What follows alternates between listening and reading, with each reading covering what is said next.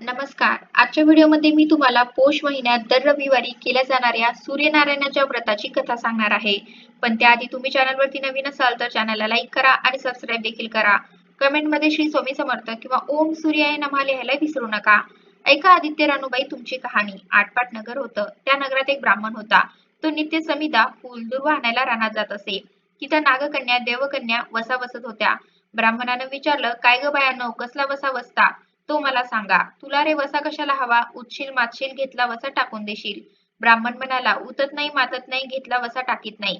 तेव्हा त्या म्हणाल्या, श्रावण मास येईल तेव्हा पहिल्या आदितवारी मुकाट्यानं उठावं, वस्त्रासहित स्नान करावं, अगोदर पाणी आणावं, विड्याच्या पानावर रक्तचंदनाची आदित्य रानूबाई काढावी, 6 रेगांचं मंडळ करावं, 6 सुतांचा तातू करावा, त्याला 6 गाठी द्याव्या, पानफुल वाहावं, पूजा करावी, पानाचा विडा, फुलांचा झेला, दशकांचा धूप, गुळ्या खोबऱ्याचा नैवेद्य दाखवावा. 6 मास चाळावी, 6 मास पाळावी, मागी रथसप्तमी संपूर्ण करावं.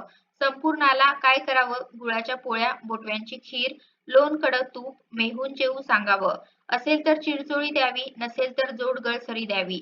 ती नसेल तर 2 पैसे दक्षिणा द्यावी आणि आपल्या वंशाचं उद्यापन करावं. असा वसा ब्राह्मणानं केला. त्याला सूर्यनारायण प्रसन्न झाला. भाग्यलक्ष्मी आली तेव्हा राजाच्या राणीने ब्राह्मणाला बोलावणं धाडलं. ब्राह्मण जाते वेळेस भिवू लागला, कापू लागला. तेव्हा राजाच्या राणीने सांगितलं, भिवू नका, कापू नका. तुमच्या मुली आमच्या इथे द्या. आमच्या मुली गरीबाच्या तुमच्या घरी कशा द्याव्या? दासी कराल, बटकी कराल. राणी म्हणाली, दासी करत नाही, बटकी करत नाही. राजाची राणी करू, प्रधानाची राणी करू. मार्गशीर्षाचा महिना आला. ब्राह्मणाने लगीन करून मुली दिल्या. एक राजाच्या घरी दिली, दुसरी प्रधानाच्या घरी दिली. गेल्या पावली मुलीचा समाचार घेतला नाही. 12 वर्षांनी समाचारच ब्राह्मण निघाला. राजाच्या घरी गेला. लेकीन बसायला पाट दिला. पाय धुवायला पाणी दिलं. बाप बाबा, गुळ खा, पाणी घ्या. गुळ खात नाही, पाणी पित नाही. माझी कहाणी करायची आहे ती तू ऐक.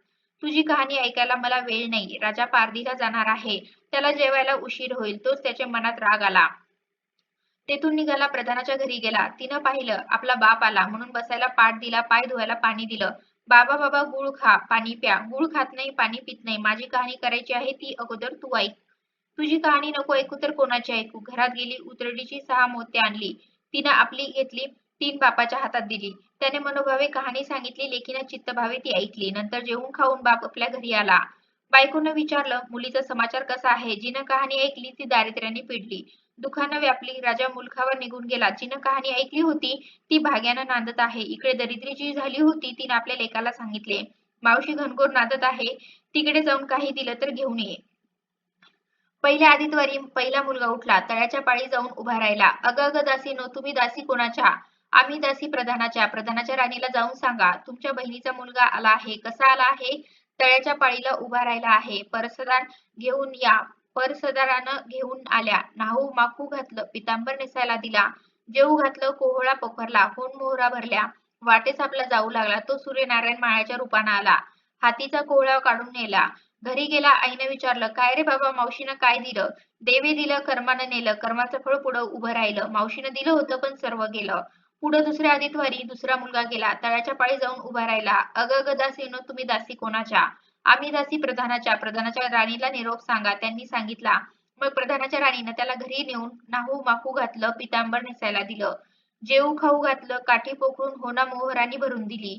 बाबा ठेवू नको, विसरू नको, जतन करून घरी घेऊन जा म्हणून सांगितलं. वाटेत सूर्यनारायण गुराख्याच्या रूपानं आला. हातची काठी घेऊन काढून घेतली. घरी गेला. झालेली गोष्ट राणीला सांगितली. देवे दिलं ते सर्व कर्मानं नेलं.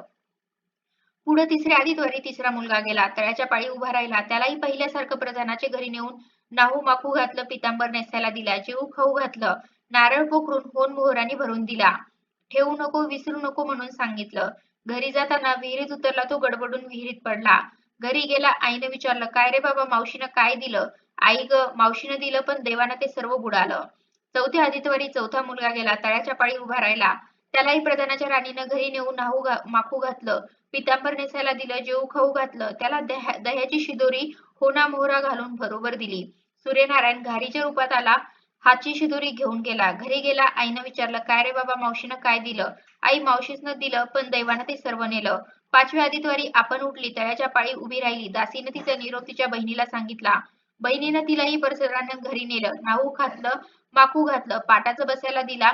प्रधानाची राणी आदितवाराची कहाणी करू लागली. काय वसा करतेस तू मला सांग? बहीण म्हणाली, अगं अगं चांडाळणी, पापिनी, पापाची कहाणी ऐकली नाहीस म्हणून तुला दारिद्र्य आलं.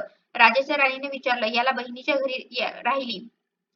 श्रावणात सांगितल्याप्रमाणे सूर्यनारायणाची पूजा केली. इकडे राजाला भाग्य आलं. राजानं बोलावून धाडलं. मावशी मावशी तुला छत्र आली, चामर आली, पाईक आले, पारवर आले. मला रे पापणीला छत्र कुठली, चामर कुठली, पाईक कुठली, परवर कुठे. बाहेर जाऊन दाराशी बघता तो राजा बोलावू आला. राजा आला तशी घरी जायला निघाली. एकमेकींना बहिणी बहिणीने आहेर केले. वाटेनं जाऊ लागली. पहिल्या मजले स्वयंपाक केला. राजाला वाटलं, मुलांना वाटलं. आपलं पान वाढू घेतलं तो कहाणीची आठवण झाली. करा रे हा करा, पिटारे ना डांगोरा. नगरात कोणी उपाशी आहे का याचा शोध करा. तुझ्या बाईची कहाणी ऐकून मला काय फळ, माझं पोट भरलं पाहिजे असं म्हणून तो राणीकडे आला. तशी 6 मोती राणीनं घेऊन त्याला दिली, 3 आपल्या हातात ठेवली. मनोभावे कहाणी सांगितली. चित्तभावे त्यानं ऐकली. त्याची लाकडाची मुळी होती ती सोन्याची झाली. तो म्हणाला, बाई बाई कहाणी ऐकल्याचं एवढं फळ, मग वसा घेतल्याचं काय फळ. काय वसा आहे तो मला सांगा. तुला रे वसा कशाला हवा. उठशील मारशील, घेतला वसा टाकून देशील. उतत नाही मातत नाही, घेतला वसा टाकीत नाही. तेव्हा वसा सांगितला. पुढे दुसऱ्या मजलेस गेली, स्वयंपाक केला. राजाला वाढला, मुलांना वाढलं. आपलं पान वाढून घेतलं तेव्हा कहाणीची आठवण झाली. करा रे हा करा, पिटारे डांगोरा. नगरात कोणी उपाशी आहे का याचा शोध करा. उपाशी नाही काही नाही, मळा पिकत नाही, विहिरीला पाणी लागत नाही. असा एक माळी चिंतेनं बसला आहे, त्याला हाक मारली. आमच्या बाईची कहाणी ऐक. तो आला. राणीनं 6 मोती घेऊन 3 आपण घेतली, 3 माळ्याला दिली.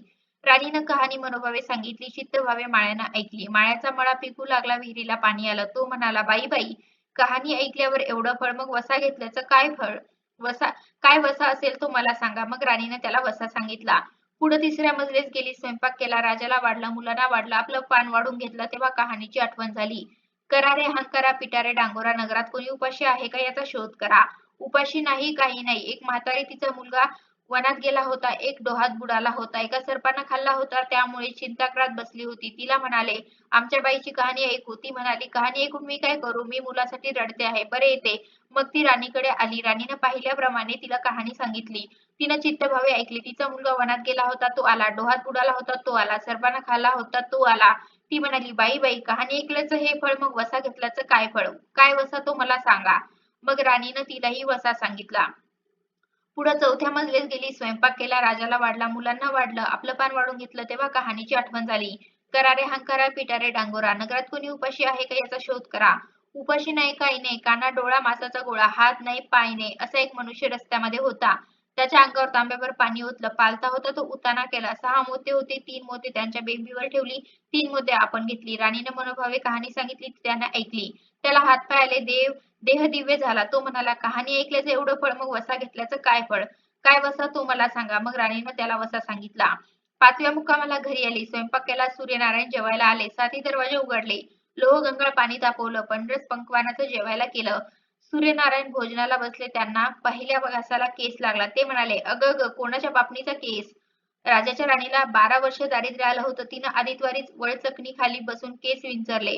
काळ चवाळ डोईचा केस, वळचणीची काडी डाव्या खांद्यावरून वेशी बाहेर टाकून दे. राजाच्या राणीला सूर्यनारायणाचा कोप झाला, तसा कोणाला होऊ नये. ब्राह्मणाला मोळी विकेला, राजाच्या राणीला, माळ्याला, म्हातारीला, कोणा डोळा मासांचा गोळा. इतक्यांना जसा सूर्यनारायण प्रसन्न झाला, तसा तुम्हा आम्हा हो. ही 60 उत्तराची कहाणी, 5 उत्तरी फळ संपूर्ण. तर अशा प्रकारे आजच्या व्हिडिओमध्ये मी तुम्हाला पौष महिन्यात दर रविवारी केल्या जाणाऱ्या सूर्यनारायणाच्या व्रताची कथा सांगितली आहे. कसा वाटला तुम्हाला माझा आजचा व्हिडिओ कमेंट करून नक्की सांगा. धन्यवाद.